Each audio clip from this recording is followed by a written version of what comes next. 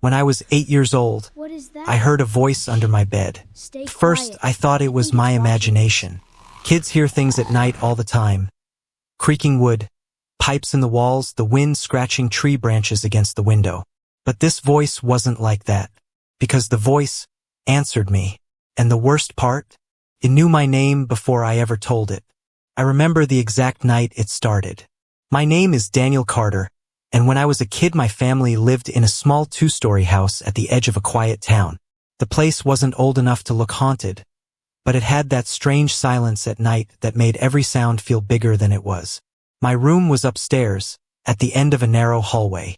My bed sat against the wall, with just enough space underneath for old toys, dust, and the occasional lost sock. Nothing special. Nothing strange. At least, that's what I thought.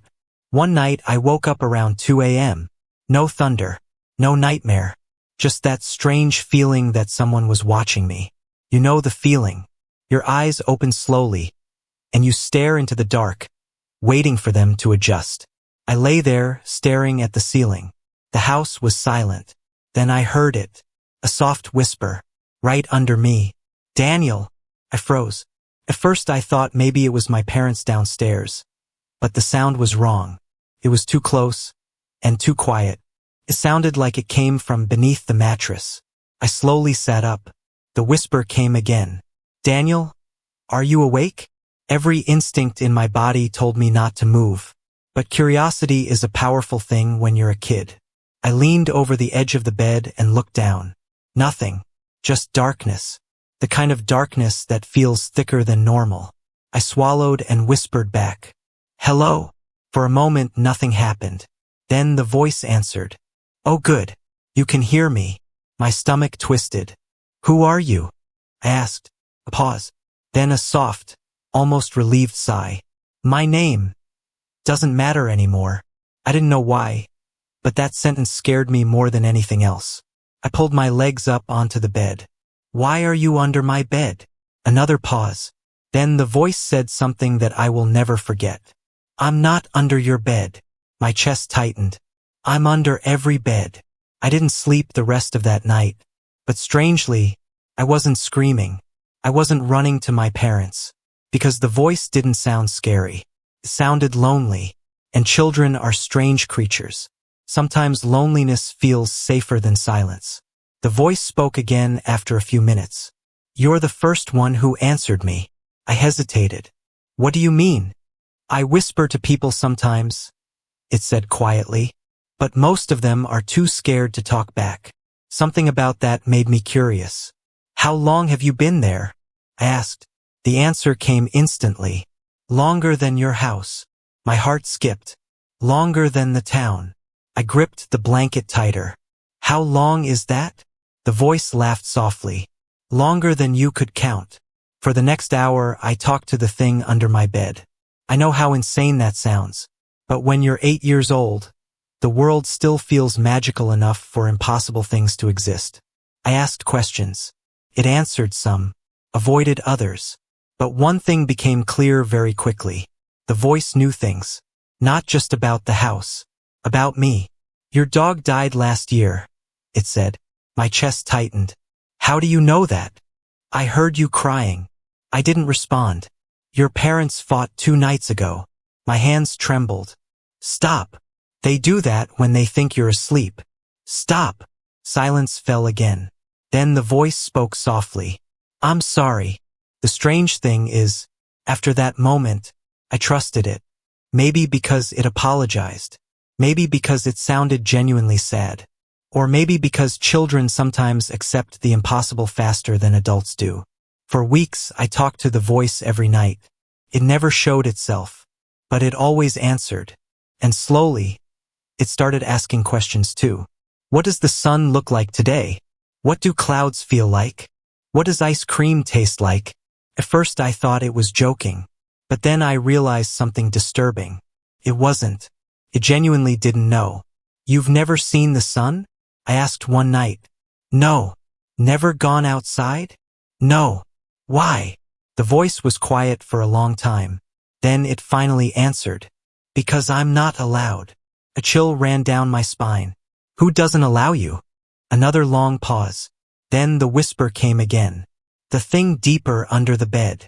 That was the first time I felt real fear. Until that moment, I thought I was talking to the strange thing under my bed. But suddenly, it sounded like that thing was scared of something else. What do you mean deeper? I asked. There are layers, the voice said. Layers? Yes. Like floors. Something like that.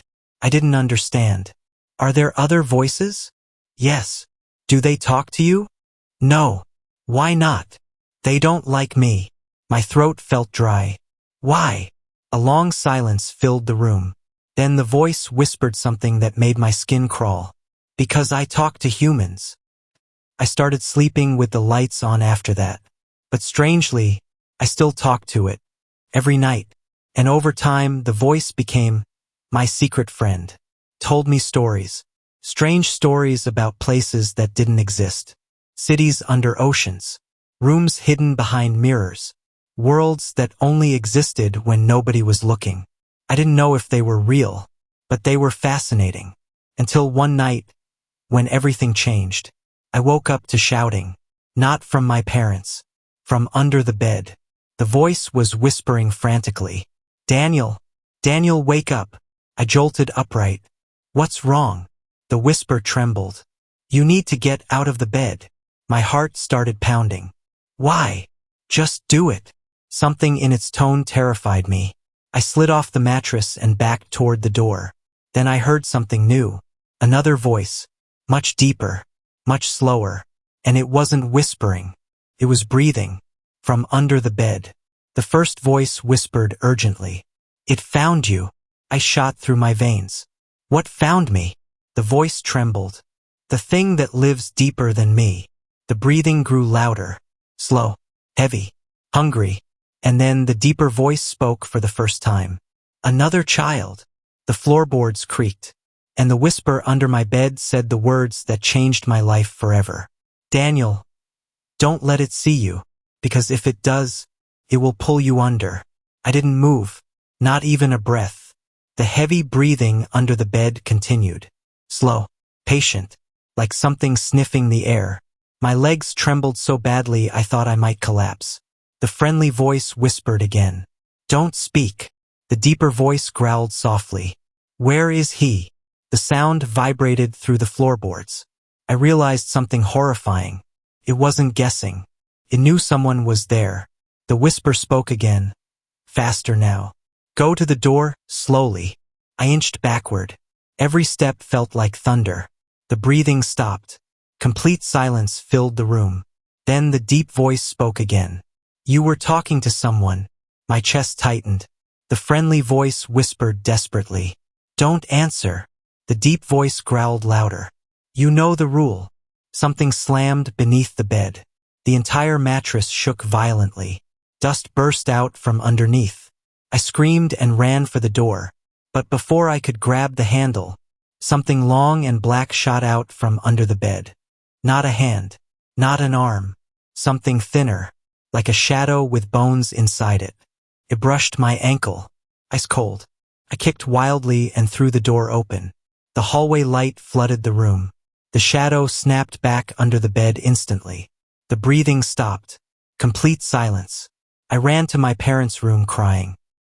My father checked under the bed that night. Of course he did. He lifted the mattress, shined a flashlight underneath. Nothing was there, just dust, and an old toy car. He laughed gently and told me it was a nightmare. But I knew it wasn't, because when he left the room, the whisper came again, very softly. Daniel. I almost cried from relief. You're okay.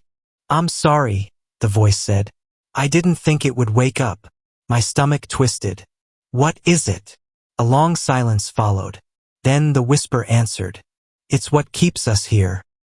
After that night, things changed. The voice spoke less, much less, and when it did, it sounded afraid. It's listening now, it told me once. Always listening. Sometimes I would wake up and hear scratching under the bed. Slow, careful, like something trying not to be heard. But the worst part came 3 weeks later. That night I woke up again around 2 a.m. But the voice didn't whisper my name. Instead it said something that made my blood run cold. Daniel, it wants to talk to you. My heart started racing. No, you don't have a choice. The deeper breathing started again. Slow, heavy. Then the deep voice spoke. Right under my mattress. Child. I squeezed my eyes shut. Leave me alone. The voice chuckled. A horrible sound. You have been speaking with something that belongs to me. I didn't answer. You like secrets, Daniel? My chest felt tight. I can tell you secrets too. Silence. Then it whispered something terrifying. I can tell you where the missing children go. My eyes opened. What? The voice chuckled again. Yes. The ones they never find. My body went cold. You want to know where they are? I whispered before I could stop myself. Where? The voice under the bed answered calmly. Under. I stopped talking after that. For days I ignored the whisper, even the friendly one. But one night the softer voice spoke again. We're running out of time. What do you mean? It's getting stronger. I sat up slowly. What happens if it gets stronger? The whisper hesitated, then said something that made my skin crawl. It won't stay under the bed anymore. The last night I ever spoke to the voice happened when I was 9. I woke up to screaming. Not from under my bed. From the house next door. A boy lived there. His name was Oliver. He was 7. The next morning, the police came. Oliver had disappeared during the night. No broken windows. No open doors. No footprints. Just gone. That night the whisper came again. But this time, it was crying. I tried to stop it. My heart pounded. You mean Oliver? Silence. Then the whisper answered. Yes. My hands shook. Where is he? The voice under the bed whispered something so quietly I almost didn't hear it. Deeper. I never slept in that room again. Years passed. We moved houses. I grew up. I convinced myself it was childhood imagination. Night terrors. Something my brain invented. Until last year. I was visiting my parents for the holidays. They had turned my old room into a storage space. Boxes everywhere. Dust covering everything. But my old bed was still there.